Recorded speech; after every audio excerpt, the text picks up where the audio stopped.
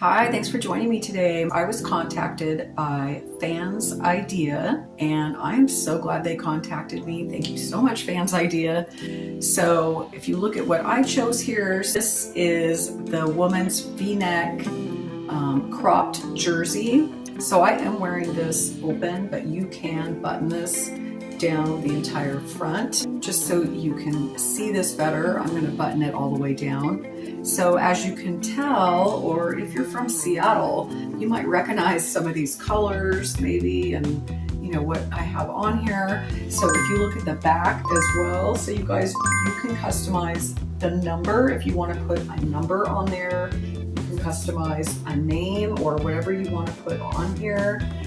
And the front you can customize. So just think about all the different options you have and how much fun. I'm actually going on a girls trip this summer. I'm thinking about having shirts made for us with some kind of fun sayings and our names or something on them. Thank you so much for watching my video today. It was a lot of fun.